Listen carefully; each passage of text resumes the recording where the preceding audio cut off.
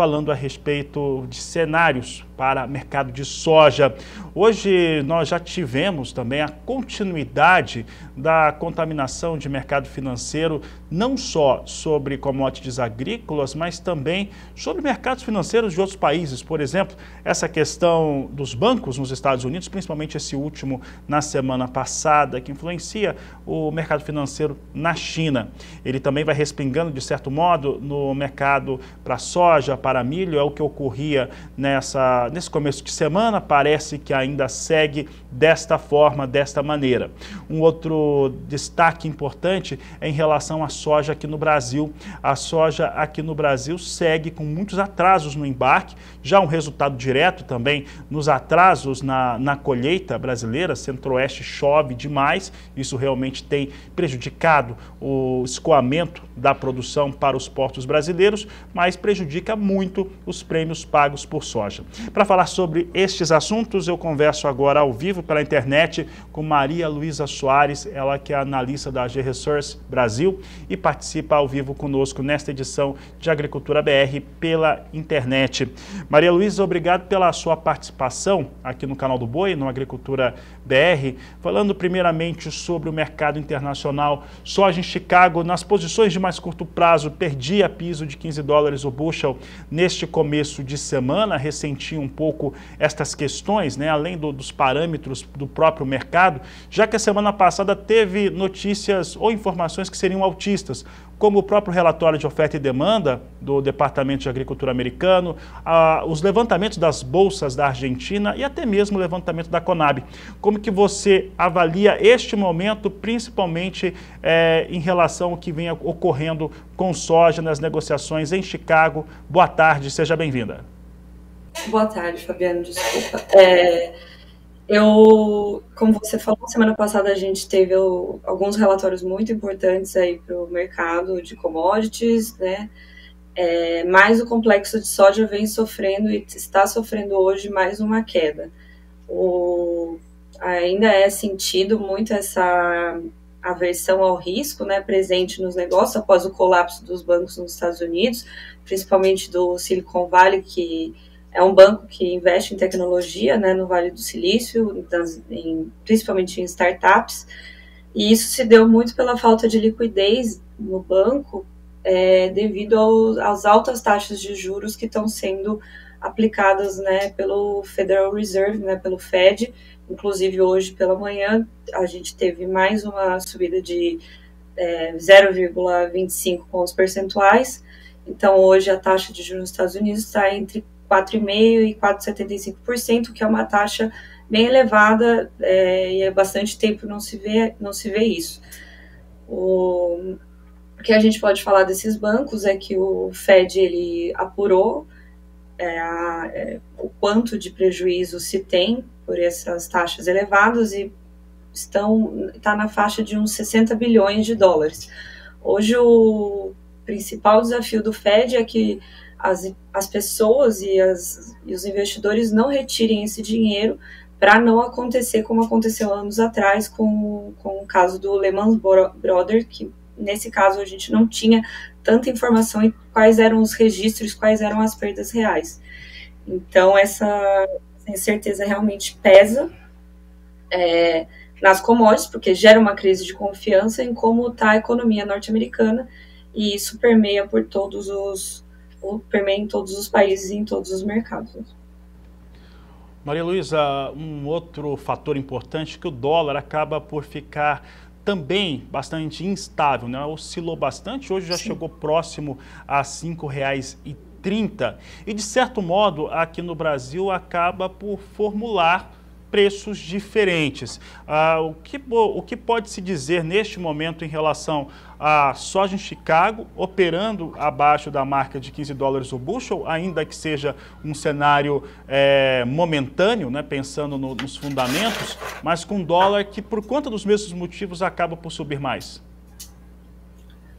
Aqui no Brasil, né, o produtor ele tá bem estagnado com as vendas, muito por essas incertezas e pelo atraso da colheita. Então a gente tem um escoamento lento, portos ainda lentos aqui no Brasil, né? Ontem saíram números da SESEX, a gente teve uma redução de 9% das exportações em relação ao ano passado. Isso acaba prejudicando o preço da soja até para um próximo semestre, porque a gente pode ver essa soja passando para um segundo semestre, e aí a gente entraria em concorrência com a soja norte-americana. Além do que, a gente está vendo preços muito abaixo do esperado, e Chicago cada vez mais em queda, mesmo com esse dólar valorizado. Então, o atraso nessa comercialização e nos embarques podem pressionar a soja para o segundo semestre, sim. Maria Luísa, e você lembrou muito bem, nós temos atraso nos embarques, né? Nós temos fila de navios, o line-up de portos mostra um cenário com carregamentos a serem feitos, alguns navios que já eram para ter saído, estão pagando diária, e tudo isso prejudica de uma maneira muito forte os prêmios pagos nos portos brasileiros. Por outro lado, em alguns meses a gente já vê um prêmio ficando no positivo. Como que o produtor rural, neste momento, é afetado por essa questão? E a comercialização, tá, como você acabou de falar, está muito lenta no país. Como que o produtor pode aproveitar possíveis janelas para conseguir negociar melhor essa soja, já que tem uma grande quantidade ainda a ser negociada? É uma quantidade bem expressiva. O produtor está preocupado com esse atraso de colheita e, consequentemente, ele começa a ficar preocupado com o plantio da segunda safra, né, de milho. O Brasil, a gente sabe que não tem uma capacidade de armazenamento tão... ela fica muito aquém do que a gente realmente necessitaria. E, na verdade, o produtor agora ele tem que esperar momentos em que ele sinta que os preços realmente não vão ter tanta queda, porque pode ser que esses preços por um segundo semestre não estejam tão atrativos quanto agora.